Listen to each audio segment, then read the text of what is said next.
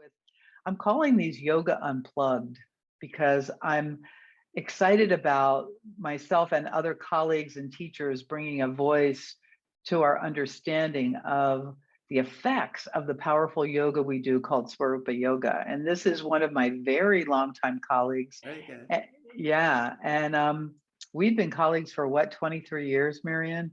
Yes, We it is. we studied together in La Jolla, California. So it all starts at the tailbone. What's that mean to you, Marianne, when you hear that? Um, It all starts at the tailbone. I am a body worker for 44 years. Facials, reflexology, body massage. And my body was getting achy. Um, and I didn't know what to do. I did not found a yoga what I liked. Many nice yoga teachers, but I did not like the type of yoga. And so I started, I think the first time that I was in an hypnosis Hmm. class, hypnosis. And what I noticed, he did a small session, it was just an introduction. And my bottom, I didn't know more, my bottom was so tired. I wanted to resit myself on the chair. I had to use my hands to lift my body a little bit and resit myself. Hmm. And I found that very interesting. Hmm. Later on, many times I came back to that feeling because when the training started 23 years ago, my tailbone, I heard other people say, I feel my tailbone, I feel my tailbone. And I said, I have no clue what they're talking about, but I guess I have a tailbone, but I don't. I think I have one. I think I have one, but I don't feel it. I cannot say. So, um, but then it went from feeling bruised, Hmm. feeling tingling, Hmm. feeling um, crampy, like you have a Charlie horse somewhere, crampy. And then all when we went to training, and it was not done with the first part, we went on and on and on and on and on. That first experience about that hypnosis session came very often back. I said, wow, that was really waking up my bottom, my Hmm. tail. Your tail. And I could not use those words at that time until I went into the yoga training. Yeah. So I found that very, very interesting. Very interesting. Very interesting. Yeah, I can remember too. I can remember when we were in the training and we used to ask all the time. Back then, her name was Rama Burge, but now it's Swami Nirmalananda. She's gone on to become a Swami. But I can remember we used to ask all the time, "Oh, my neck hurts. What can I do for my neck?" And she would say, "Open your tailbone." And we Yeah. would be like, "Huh? What? Oh, my back hurts. What can I do for my back?" You have to open your tailbone. Your tailbone's tight. Huh? What? And we'd keep asking the same questions over and over. What about my neck? What about my arm? What about this? What about my foot? What about my knee? And the same answer would come all the time, which is where the principle comes from.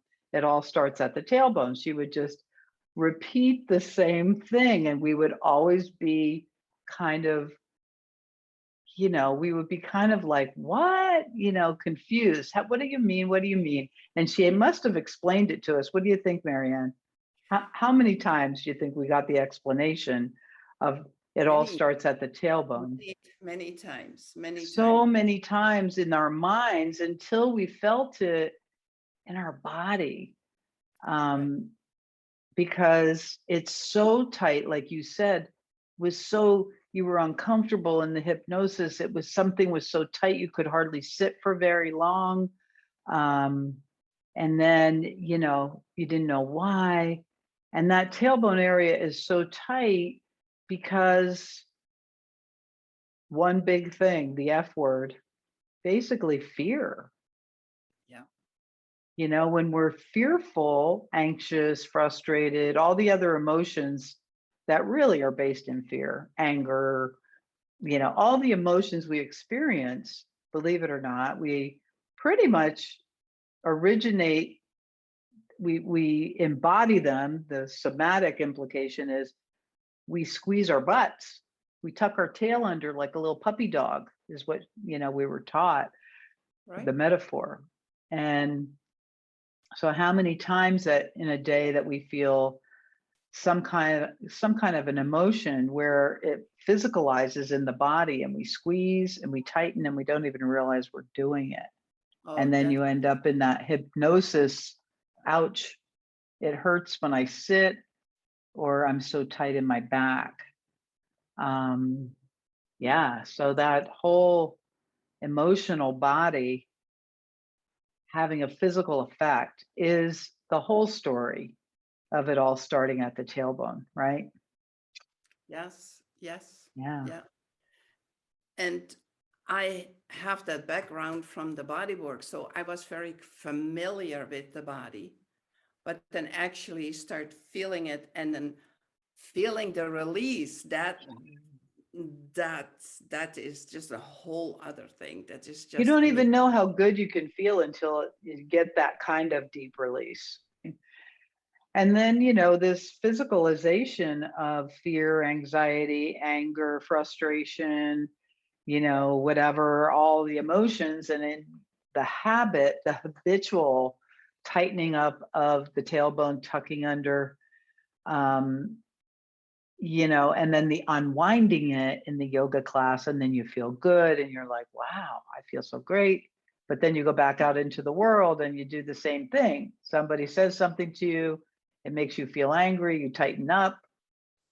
But then at some point, you said something when we were chatting before we came on, that was really profound, is that you ask yourself a question. Yeah. Would you share with everybody, what do you ask yourself that's helping you stay more open and not tighten up so much? Yeah, sure.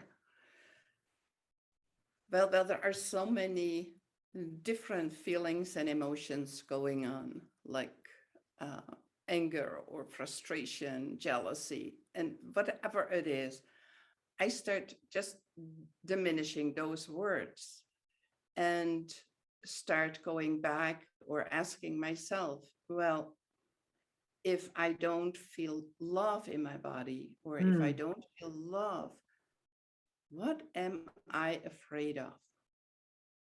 Because the two main feelings is love and fear. Well, love is very easy to, oh gosh, I'm in love, you know, oh, it's so wonderful. And you feel light and you feel happy, you feel on top of the world. And then you have the fear, and that is more the contracting part. So when I don't feel love in my body, I start asking myself, well, what is it that I don't feel love? What is standing in Hmm. the way? So then I can kind of go back. Was it somebody said something that I was not happy about? Was something that I saw, but I have absolutely no control over, that I'm sad about? What is it? But that goes then back to the fear. I mean, it can be even not even fear for myself, but fear for people in general. Yes. It, And it's it so compassionate. What you're doing is, it's like yeah, it's a practice of compassion for yourself, for other people. So instead of it feeling tense and tight and angry or frustrated, if it seems to me like when you ask that question, what am I afraid of? There's a softening already. There's yeah, like a let yourself off the hook kind of. yeah, What I'm not really, is it really anger, or am I afraid of something? What am I afraid of? What's the fear? And that kind of taking it into a compassionate place is also a tailbone release, wouldn't you say? yes, Yeah, then even in sitting, you can just Yes. release. It just, Yes, because the yoga helps you feel the physical, helps you understand, you know what? Oh, that's what it feels like when my tailbone releases. The physicalized fear releases, or the physicalized emotion. Oh, there's a letting down, there's a lightness, we're always asking in class, but yeah, even that moment of compassion for yourself, where you let yourself off the hook and you say, what am I afraid of? yeah, That yeah, can even create that letting down and that tailbone release, don't you think? yes. Well, that I know. Not think, I Yeah. know. It's not just that you come to the class, to release, you come to the class to learn how to feel what a Well, release feels like so you can work with your mind and understand that, wow, compassion. It's like doing a yoga class. When I feel compassion for myself, when I'm kind to myself, ahimsa, it's like coming to a yoga class. I open up. And then coming to the yoga class gets so deep, right? yes. It re- Hardly don't want to come off the floor. right, because it's no longer maintenance. You're not just tightening up, releasing.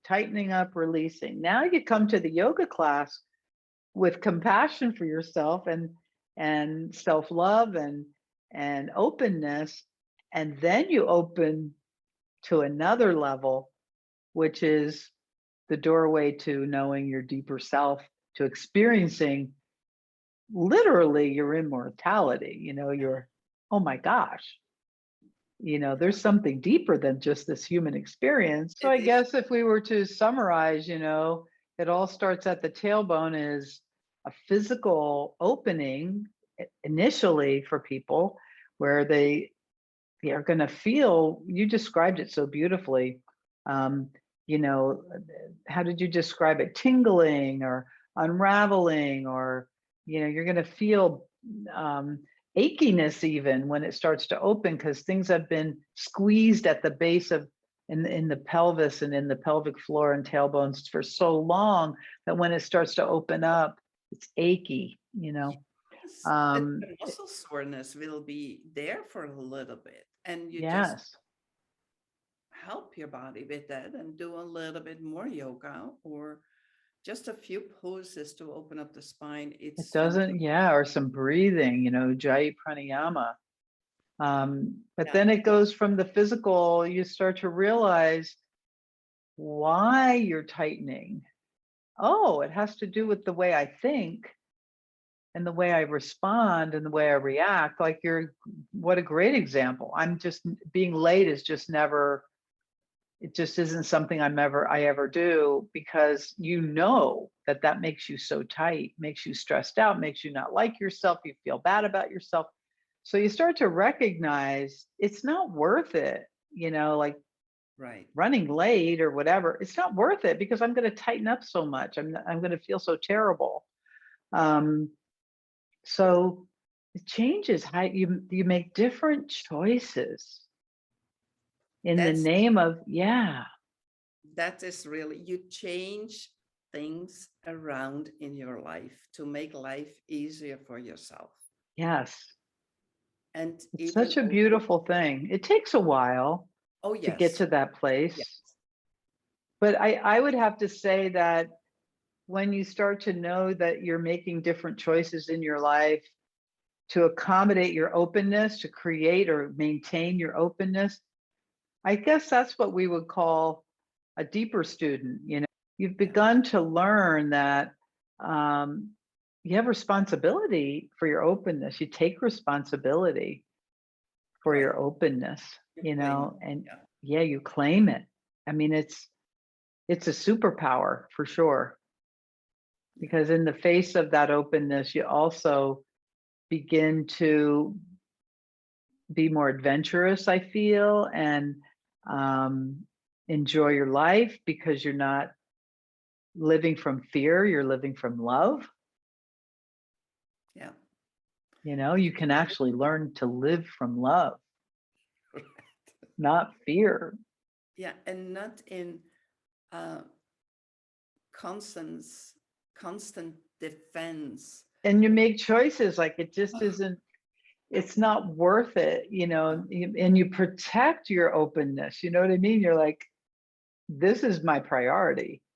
Right. You know, my priority is, you know, ahimsa toward myself, you know, non-harm toward myself. And then that first chakra, the red one on the bottom, and Yes. I can't point to it. You have to point to it on your chakras, the tailbone, which is the tailbone area.